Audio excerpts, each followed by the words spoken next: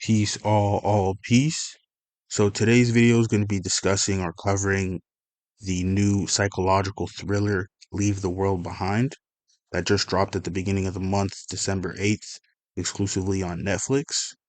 And this is actually the Obamas, Barack and Michelle Obamas. This is their first movie that they've executive produced. It's through their new production company called Higher Ground. So this is the first movie they've produced, and when you watch it and you see the plot and what it's all about, it really begs the question: why would the ex-president of the United States release a movie with this plot? It's very strange. The movie follows two families that struggle to deal with a blackout and the sequence of crazy events that lead up to their technological devices not working, including phones, TVs, and different systems like GPS, Wi Fi, which is most likely because of a cyber attack, which the movie actually hints at through a CNN segment, which is very important, and I'll explain why.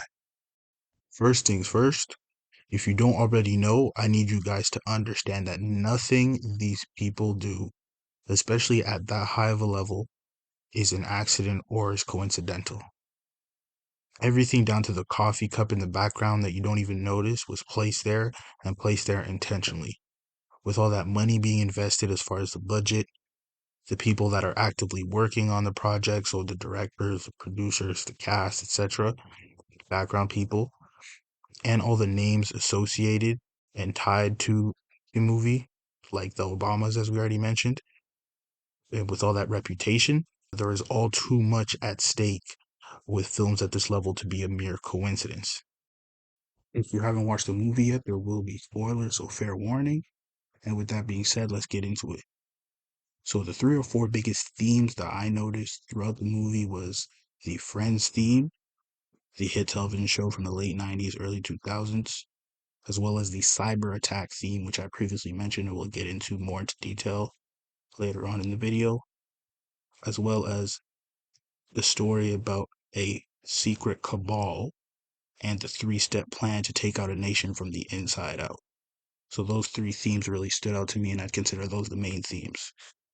A couple smaller themes I also noticed was the White Lion, which was the name of the oil tanker that crashed at the beach at the beginning of the movie, which went hand in hand with some of the racial tension and racial undertones throughout the movie, as well as the conservative character played by Kevin Bacon that seemed to be the only guy that was prepared for what was to come.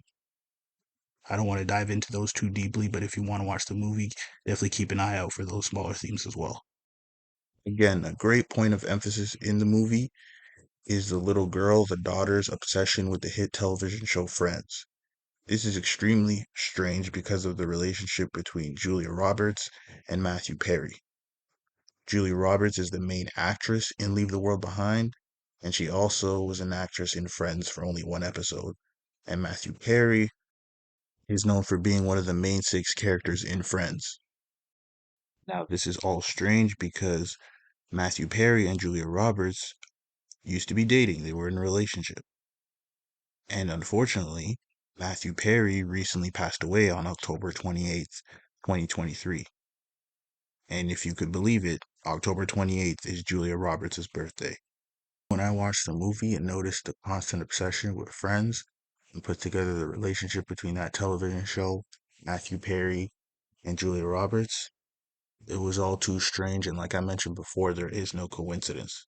So I think the directors or producers of the film highlighted that just to emphasize the serious nature of the movie. Speaking of serious, the cyber attacks in Leave the World Behind as the main culprit as to why everything is going wrong is very interesting. In June 2023, there was a cyber attack scare in real life, as you can see here. And more importantly, the cyber attacks are interesting because they have already ran cyber attack simulations in real life, like the simulation called Cyber Polygon, with major contributors such as the World Economic Forum, Apple, Microsoft, IBM, and UNICEF, just to name a few. Now, the last time they preemptively ran simulations for something was Clade X and Event 201 for COVID, the coronavirus, which came true.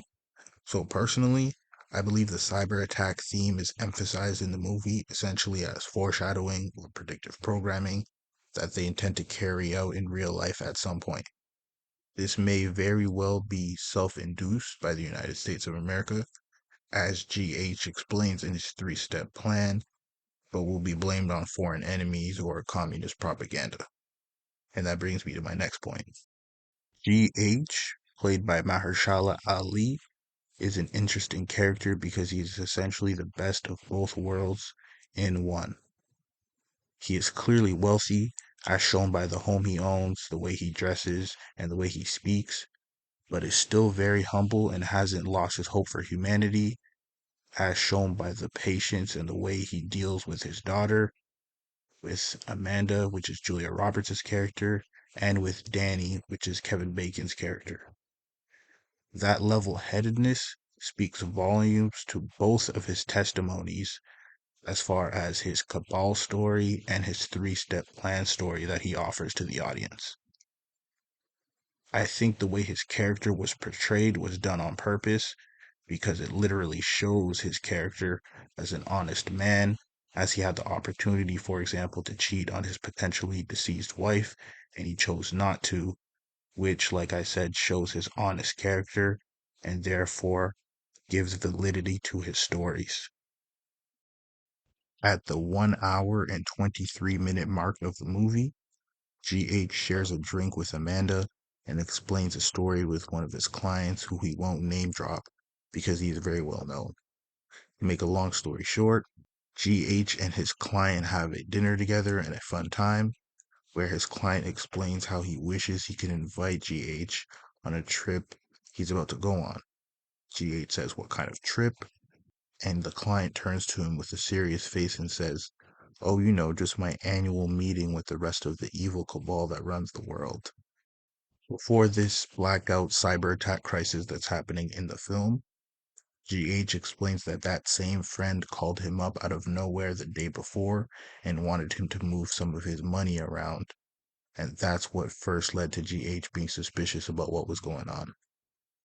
At the 2 hour and 5 minute mark of the movie, GH once again references his client who was apparently terrified of a particular military campaign or program, which was a simple three-stage maneuver that could topple a country's government from within. The first stage was isolation, which was essentially disabling communication and transportation, which was done through the blackout and cyber attack. The second stage was synchronized chaos, which was covert attacks and misinformation done through microwave weapons that can be beamed out through sound, you'll see in the movie, and communist propaganda, which you'll also see in the movie. And without a clear enemy or motive, people would start turning on each other, which would lead to the third stage, coup d'etat, essentially complete collapse, and a civil war. And this program was considered the most cost-effective way to destabilize a country because if the target nation, which in this case would be the USA, was dysfunctional enough, it would essentially do the work for you. And again, going back to the Civil War point as a bonus, and lastly, the daughter in the film was the only one who found the bunker strictly by following her intuition, which was interesting. But the bunker she had found had the words "Made in the USA Commodus" on it. Commodus was a Roman emperor, and his reign is commonly thought to mark the end of a golden age of peace and prosperity in the history of the Roman Empire. And I find it ironic that this film included Commodus at the very end, and GH's mention of a civil war at the very end as well. Now, in real life, there will be a movie in April of 2024 called Civil War, set to be released in April. and the real American Civil War from the 1800s also started and ended in the month of April. So I just think those things are an odd coincidence as well. All of this is food for thought. And remember to like, comment, subscribe, and share the video. Stay safe out here. See you soon. And bless.